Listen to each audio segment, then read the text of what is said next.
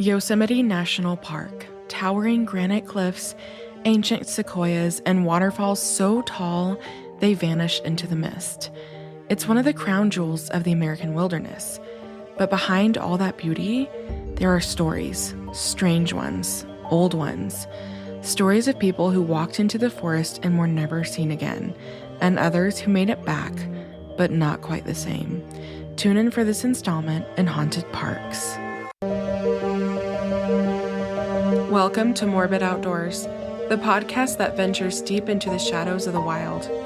Here, we unravel the mysteries of missing persons, explore spine-chilling legends, and share the most morbid stories that nature has to offer. From the depths of the dense forests to the highest mountain peaks, we'll uncover the secrets that lie hidden in the great outdoors. Join us as we navigate the eerie, the unexplained, and the terrifying. So if you dare, grab your gear and let's embark on a journey into the unknown. This is Morbid Outdoors.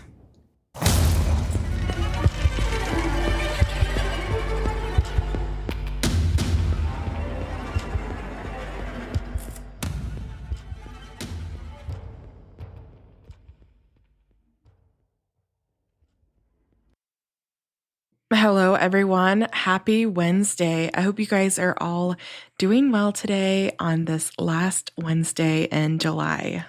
My name is Elise, and I'm your host, and I am trying something new today with recording. Now, I record in my office, just in my house. It's not really an office. It's just a small room with some soundproofing stuff on the walls. And my dog, Gus, he loves to be with me 24 hours a day, 7 days a week. And usually I record with him outside of the room where he will walk around, pace, and his little nails click and clack on the floor. So today he's in here with me in his dog bed, and I'm hoping he is quiet for us today. I took off his collar so that we won't hear jingle, but you might hear him get up and around and stir. So I hope that's not too distracting. I want to say thank you so much for listening and supporting my podcast. As you know, I've been off this summer. I've been having a lot of really fun time in the outdoors. I just got back from the painting retreat that I was doing outside of Park City, Utah. I discovered that I am not a painter. Whatever, I think it's the right side of the brain. It just does not work for me. I tried. And after we lined up all of our first paintings, you could tell that I married into this family because everybody in this family is artistic and is in the art field and just very talented. And I am not. And I have strengths in other areas, but art and painting are not one of them. So I tried, I gave it my best. It was really challenging for me. The challenge was fun, but it also just reminded me that, we don't have to be good at everything, and it's okay to play to our specific strengths, and you don't have to try and be good at everything, right? So it was a nice refresh in the mountains. It was amazing weather. Saw some wildlife, had some R&R, read some books. It was a great week. But yeah, art is just not for me. And you can probably tell by my social media posts. So anyways, that was my update. I would love suggestions on cases. I have a list of what I want to do for the rest of this year, which that sounds crazy, but I also work 40 hours a week. So I do have to plan in advance. But if you could be so kind, you can message me on Instagram or send me an email. All of that is in the show notes. I would love case suggestions. I want to know what you guys want to hear. I try to do lesser known cases, but again, sometimes that is challenging because of the lack of information online. I also want to mention I do have a Patreon where for $5 a month, you can support me, support this passion project, and you get extra bonus content on Patreon. And all the episodes that are uploaded are ad-free. Now, I am starting to hopefully run more ads. And as I do that, I know that it's not ideal for everyone.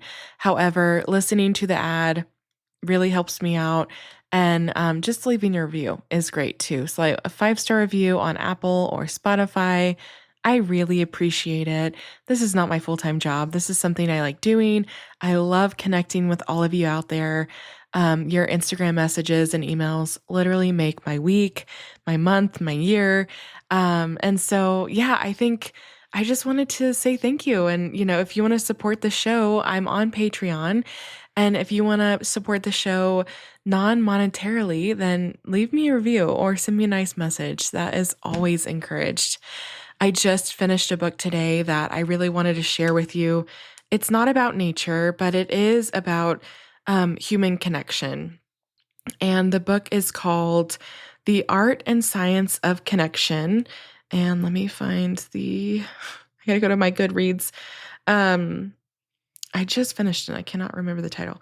Okay, The Art and Science of Connection, Why Social Health is the Missing Key to Living Longer, Happier, and Healthier by Casley Killam. So, really good book, really interesting. I really enjoyed it. And I think some of you might enjoy it too. So, check out that book. Not sponsored. I just really liked it. And yeah, so I've been doing a little hiking, enjoying my summer, lots of paddle boarding, and I hope that you are enjoying this summer too. Summer and fall are some of my favorite seasons, so I'm very excited for summer to continue and then fall to slowly greet us, probably in like October. So I hope you guys have a great day. Thank you for listening today. And let's jump into today's Haunted Parks installment. In this episode, we're taking a darker trail through Yosemite's history, where ghost sightings, eerie voices in the backcountry, and mysterious vanishings leave more questions than answers. We'll talk about the haunted Ahwahnee Hotel, unsettling legends tied to Indigenous or Native American spirits, and some cold cases that seem to literally defy explanation. Because in Yosemite, the cliffs just don't echo your voice. They echo the past. So grab your headlamp and maybe don't look too hard into the shadows. This is Haunted Parks, Yosemite National Park. Now, of course, we have to start with negative reviews. Stephanie said, "Honestly, the landscaping is absolutely breathtaking, but I wouldn't come back. The traffic is absolutely awful. We waited in over 2 hours of traffic just to get into the park. We had reservations, then we couldn't even find any parking to do anything, so what is the point? There's no help around, and the maps aren't the greatest, and we had zero service, so you're kind of just stuck on your own.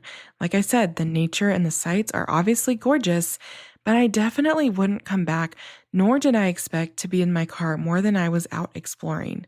So again, I feel like a broken record. If you do your research online, you can have an amazing trip. You have to plan and prepare.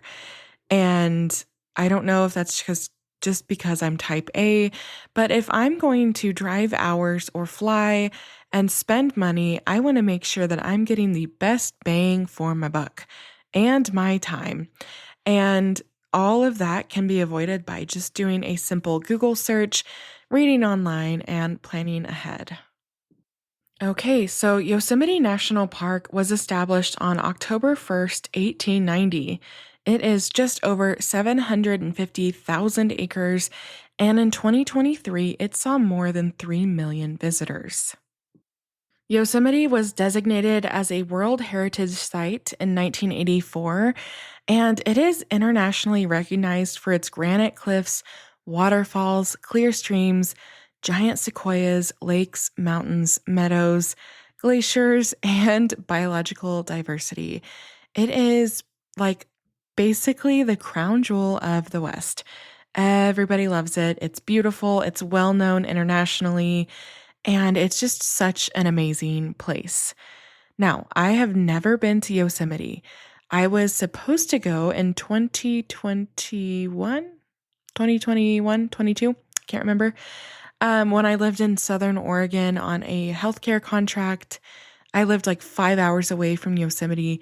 And 3 days before our trip, I broke my left foot. So I had to cancel my trip and I never made it down there. But hopefully next summer, my husband and I will be able to go.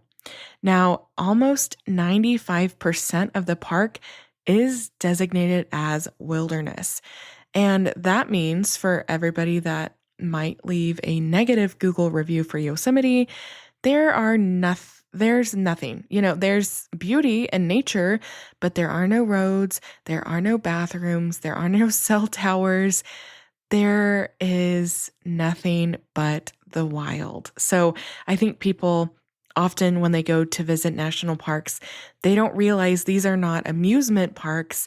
These are protected parks, and there's very little infrastructure in a lot of these places. And that's how it should be, and that's how it should stay.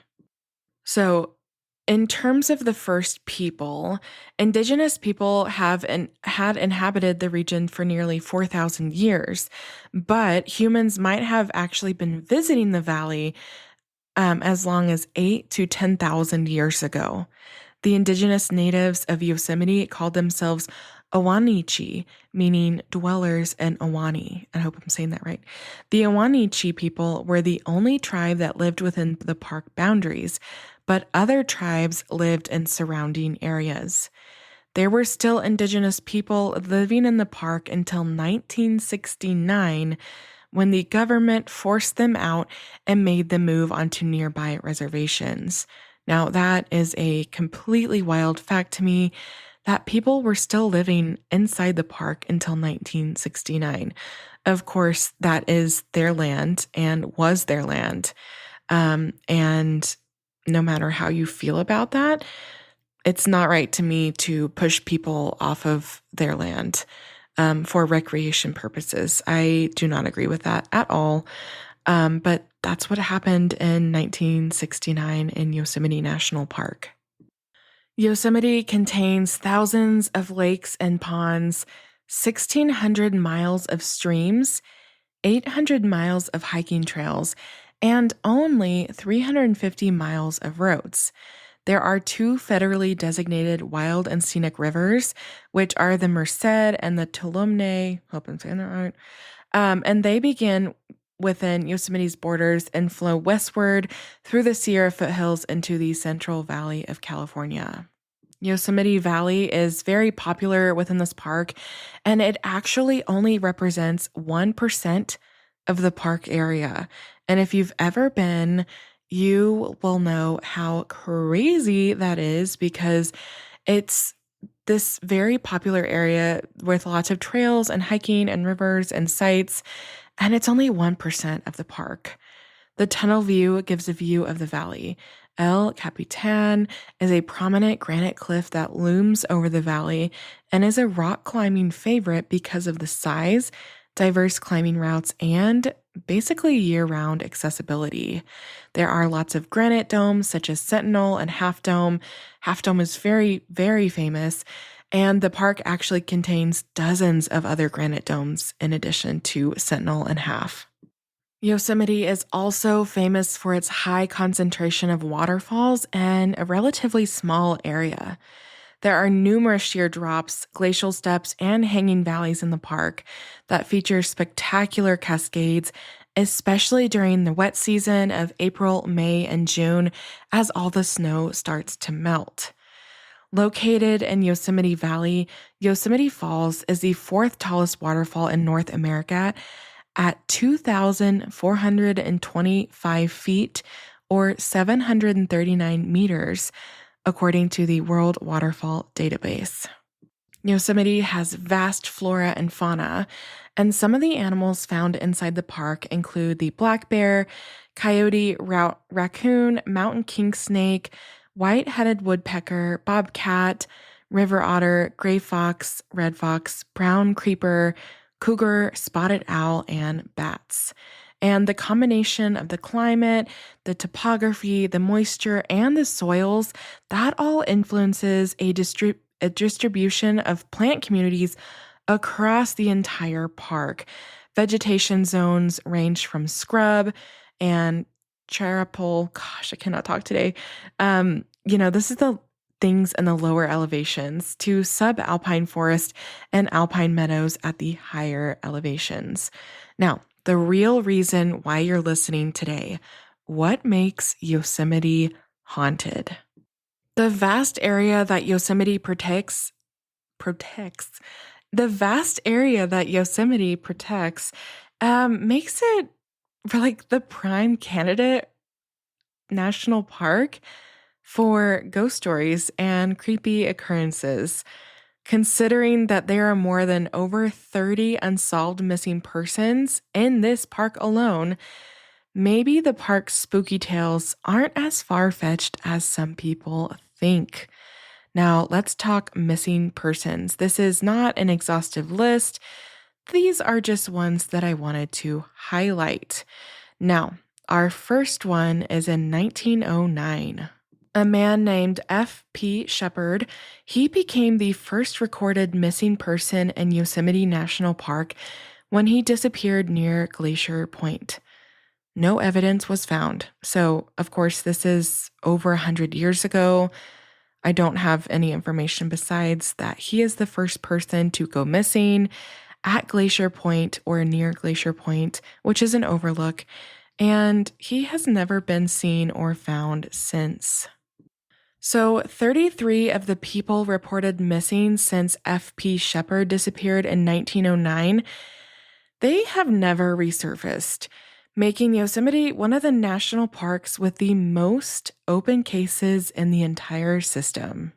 The most famous case out of Yosemite is probably Stacy Ann Arras. She was 14 years old when she went missing in Yosemite National Park on July 25th, 1981. Now, she was on a horseback riding trip with her father, and she was last seen hiking near Sunrise Lakes, and the only item recovered was the lens cap from her camera. The disappearance remains unsolved, and the National Park Service considers her missing. This is a missing 411 case, so you're probably familiar with it, but several podcasts have done episodes about Stacy's disappearance, and it is very bizarre because she stopped to rest, or someone stopped to rest, and she said she was going to hike up a little bit further, and she goes over a hill/ridge, and she just disappears. So I presume foul play like I normally do. But if you want to know more about her case, you can probably just Google her. Locations Unknown podcast did a really good episode about her disappearance, so definitely go listen to that one. Our next missing person is David Paul Morrison. He was 28 when he went missing from Yosemite Valley, and he was actually hiking Half Dome in the early morning hours of May 25th, 1998. He did not return from his hike and has not been found since. Ruth Ann Rupert was 49 when she disappeared on August 14th, 2000. Now, Ruth Ann was supposed to be going on a backpacking trip, but she had to delay it because of an infection. She was last seen either at the Yosemite Medical Clinic or Curry Village that day, and witnesses believe she may have gone on a day hike from Yosemite Falls to Foresta. In 2008, her backpack was found near Fireplace Creek, which is along that route, but she has not been found since. Kieran Burke was 45 and was visiting from Dublin, Ireland on a hiking trip in April 2000. He was discovered to be missing on April 6, 2000, when park staff noticed he hadn't checked out of his lodging. He was last seen the day before at Curry Village, possibly on his way to hike alone. Kiernan also has not been found. Walter Reinhardt, he was 66 when he went missing in September 2002. He was last seen at White Wolf Campground, and they found his truck at the White Wolf Trailhead. He has not been found either. Another famous case is Michael Fissery. He went missing in June 2005. He was last seen in Till Valley, and there have been no evidence, nothing. He has also not been found.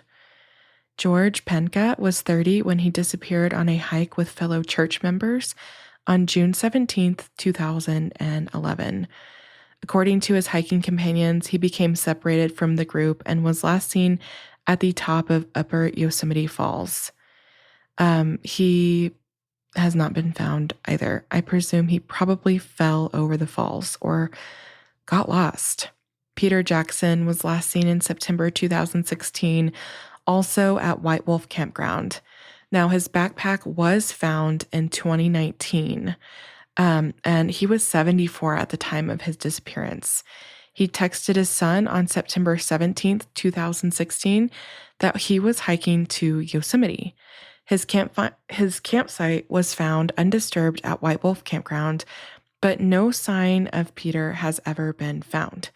And in 2019, when his backpack was found, it was discovered between Aspen Valley and Smith Peak. Sandra Johnson Hughes was 54 when she went missing on July 4th, 2020. She was camping by herself in the Sierra National Forest when she was involved in a solo vehicle crash.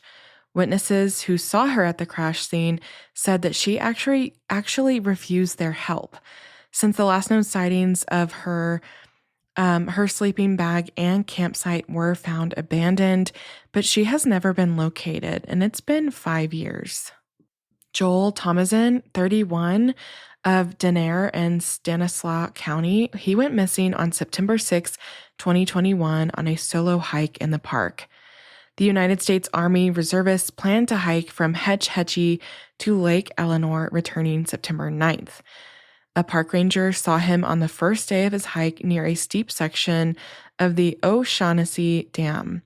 That's believed to be the last known sighting of Thomason. And this is someone who's very experienced in the outdoors. He was a U.S. Army reservist, and he has not been seen since.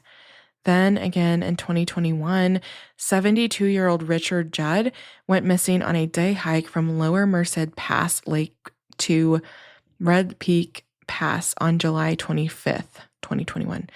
He is 5'11" with brown eyes and gray hair and a beard.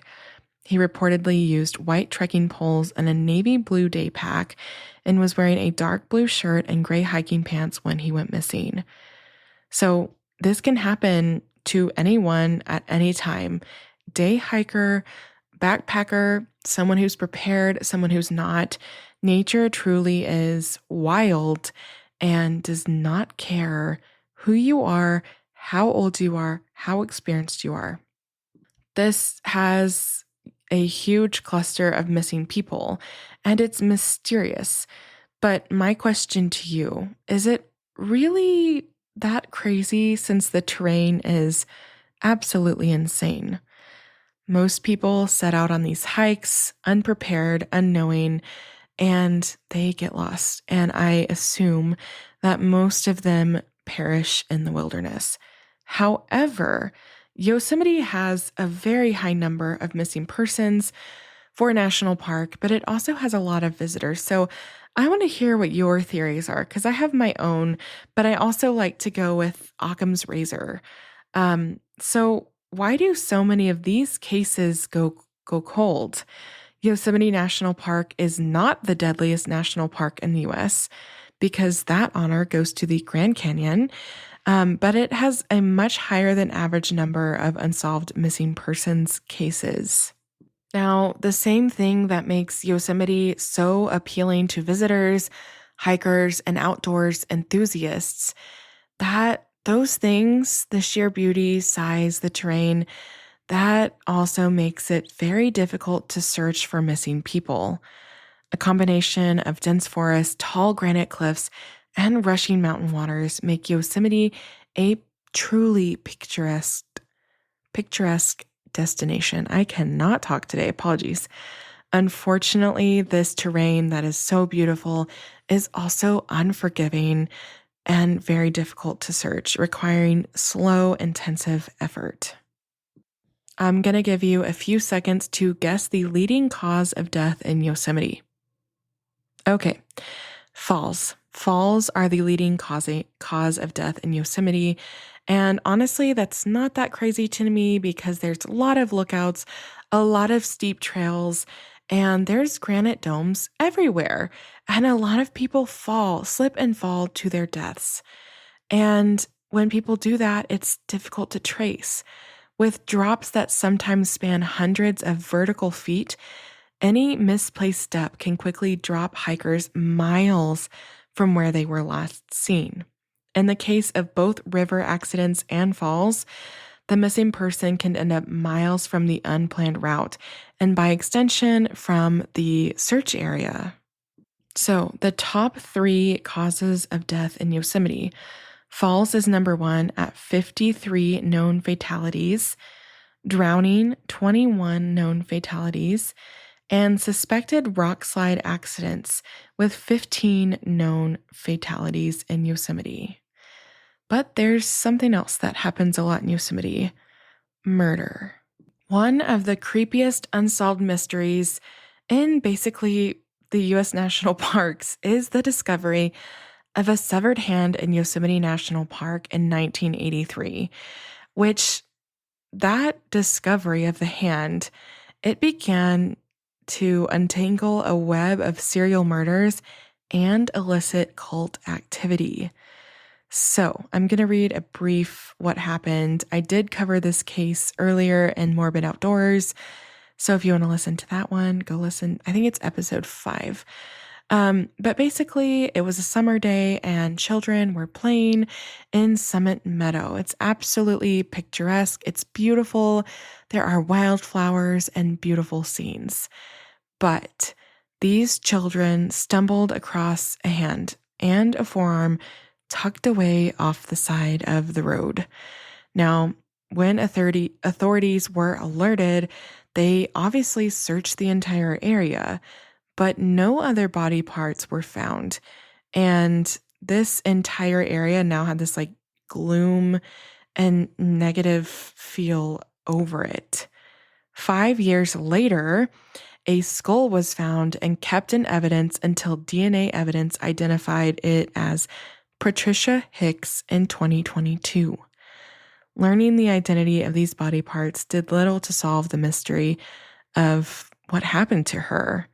Leads suggesting that she was murdered and dumped by a convicted serial killer were hard to follow up on, given that the killer had died in prison 20 years earlier. Other evidence that people have pieced together was that Hicks was connected to a cult leader known for assaulting women, and these tips were equally hard to follow. In the end, the severed hand of Summit Meadow has become basically another campfire story, one of the more creepy tales to share about the mysteries of Yosemite National Park. Another very well-known story is that of Carol Sund and her 15-year-old daughter, Juliana Sund, and her daughter's friend, 16-year-old Silvina Palazzo. Basically, police thought that these women had driven off of a road because they went missing. No one could find them. They never checked out of their hotel, and searching began immediately when authorities were alerted that something was amiss. Now, it was winter and the roads in the area were winding, which some people complain about. Like I've seen on Google reviews, like, oh, there are no guardrails. Well, don't drive fast on these roads because you're in the wilderness and it's dangerous. So they launched a search, and basically it took a month for anybody to find out what happened to these 3 women. On March 19th, police found Carol and Palazzo's bodies in the trunk of their torched Pontiac rental car in a remote area several hours from the park. It was burned beyond recognition, the car and the bodies. So dental records actually had to be taken so that they could ID these bodies.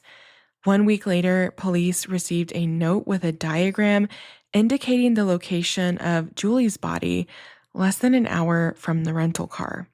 The note also read, "We had fun with this one."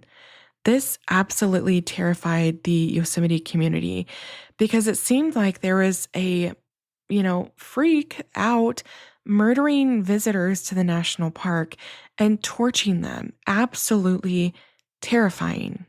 Now, the case kind of went cold, and that spring and summer, investigators were still working to solve these murders. They had a few suspects in custody, but when they had these suspects in custody, another woman was murdered on July 22nd. Joey Ruth Armstrong, she was a 26-year-old naturalist actually working at the Yosemite Institute. Family and friends described her as driven and vibrant. She was the kind of person who would bug her friends about recycling because she was just so passionate about the environment and caring for the natural resources that we have here on this earth. That summer, she had climbed to the summit of Mount Shasta and actually partway up the notorious walls of El Capitan. Now, she was living in a remote cabin in the park's Foresta region, which is a meadowwood area with the views of Yosemite Valley and the Sierra Nevada. Her truck was parked outside of the cabin, and actually, she had already packed it up because she was about to go visit the Bay Area, like San Francisco area. Now, her friend that she was supposed to visit grew worried when she didn't show up, and she actually called Yosemite National Park to report her missing. Upon searching, going to her cabin, police found her decapitated near her cabin. Now, thank goodness for eyewitnesses because they actually spotted a parked car outside of her cabin the day before. And when police investigated, they found out that it belonged to a man named Cary Stainer. And he was actually a handyman at the Cedar Lodge Motel, which was the same motel that the three women earlier went missing from. So, everybody knows this case, so I don't want to go into too many details, but basically, they did question him when they were interviewing employees when the Sons and Palazzo were murdered, but they never considered him a suspect because he had no prior violent criminal history and was calm throughout their questioning, probably because he was a psychopath. He was responsible for these women's murders, and it is quite the story. If you want to hear more, Google it. I can't give you all the details. It's very long, very involved. But basically, during his interrogation, Cary confessed to an FBI agent to the murder of Joey Armstrong. And over the next 6 hours, he also confessed to murdering the Sons and Palazzo. He admitting to having had violent fantasies about killing women for the past 30 years, and he recounted every detail of the murders to federal agents. He's now 62 and has been in prison since then. And he's also considered a serial killer. He is suspected in the unsolved slayings of at least 4 other victims killed in the surrounding regions and in his hometown. Since his conviction, he has been incarcerated at the San Quentin State Prison in Marin County, California. And let's be honest, there are probably more murders that happen in Yosemite because so many people use the wilderness to cover up their crimes. Now, let's talk about cryptids. Basically, Yosemite has something called night crawlers. It seems like even the National Park Service has a record of the Fresno night crawlers, so named because of footage of them was found in both Fresno, California, and again in Yosemite National Park in 2011. Now, the night crawlers are not new to Yosemite National Park because stories from the Awanichis, which, were the native peoples that inhabited the park, they actually have stories and legends about these mysterious night crawlers. And they say they're beings from another world sent to rebuild the connection between man and nature. Now, whatever they are and whatever plans they have, Guests wandering the park at night should keep an eye out for two long walking pairs of legs with a head on top. Basically, they look so freaky. I'm getting the goosebumps right now. They're described as having two long legs, a white sheet for clothes, and a large head on top. And just getting creeped out already. There are also lots of Bigfoot sightings in Yosemite. And I don't need to describe what Bigfoot is. You guys all know what Bigfoot looks like. But basically, apparently, Bigfoot lives in Yosemite. And honestly, I'm not shocked. Yosemite also has haunted hotels.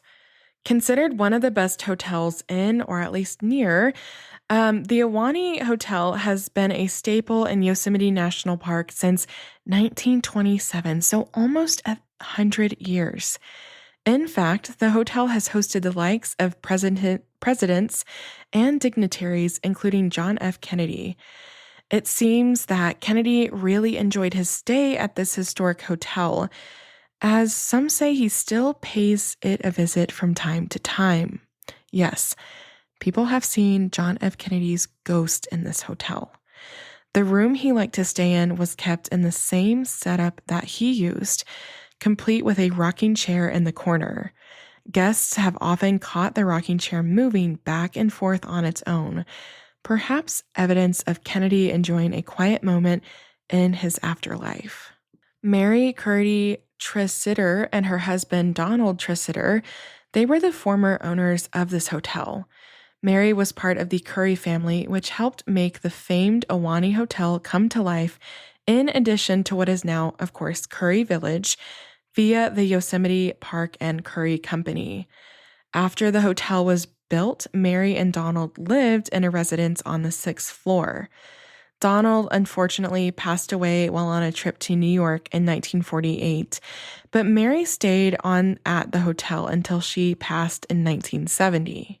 While both Mary and Donald are said to be seen at the hotel, Mary is the one who makes the most appearances, be it dancing in the common rooms of the Ahwahnee or tucking in residents who stay on the 6th floor. Her happy spirit is felt often, so at least she's not a mean spirit or a scary spirit. Some guests have also reported hearing voices, especially in the bathrooms, or experiencing objects moving on their own. The Ahwahnee's grand architecture, particularly the elevators and main dining room, is said to have inspired Stanley Kubrick's The Shining, further adding to the hotel's eerie allure. It seems no one is quite ready to end their stay at this hotel. There have been, like I said, chairs rocking themselves, footsteps in empty halls, and disappearing visitors, and like outdated clothing. Now that would creep me out. And I have stayed in a haunted hotel before, and I didn't get any sleep because of all the racket that was coming from the room beside us, which was not a guest room. I stayed at the St. James Hotel in Cimarron, New Mexico, and it was absolutely terrifying. So I don't know if I would actually stay in the Ahwahnee Hotel in Yosemite because been there, done that, don't want to experience it again. Let's talk about haunted trails. So, because there is so much indigenous history, culture, and legends from Yosemite, there are like lots of stories, right? So there's a story from the Ahwahnee people. Basically, Yosemite's first park ranger, whose name was Galen Clark, he actually had an early run-in with one of the park's most famous ghosts. The story goes that a young boy from a nearby tribe drowned in a lake, and since then he has called out to others who pass by, enticing them with his sad cries and then dragging them down to join him. Now, Galen Clark said that he heard these cries himself. Maybe this is a ghost story to keep the children from wandering into the water by themselves. But Galen Clark did hear these cries with his own ears, and he asked the Ahwahnee people about these sounds, and he realized that they fully believed this story. Today, hikers can follow this trail around Grouse Lake, where they might hear strange cries themselves. But they might want to skip the afternoon swim though, haha. There's a reason that Yosemite National Park is one of the most haunted national parks in the US, because it seems like every corner and crevice of this park has some twisted history associated with it. And when it comes to Tenaya Canyon, the area isn't just haunted, it's cursed. So, this canyon was the location of a battle between white settlers and the Awani people. Chief Tenaya cursed the canyon in retaliation for the murder of his son during this conflict. They were forced out of their homelands, and the chief said his people were determined that the canyon would never provide the invaders the life it had given the tribe. He said, "I will not leave my home, but be with the spirits among the rocks, the waterfalls, in the rivers, and in the wind. Wheresoever you go, I will be with you. You will not see me, but you will fear the spirit of the old chief and grow cold." Since then, the canyon has given more than one experienced hiker an unusually difficult time.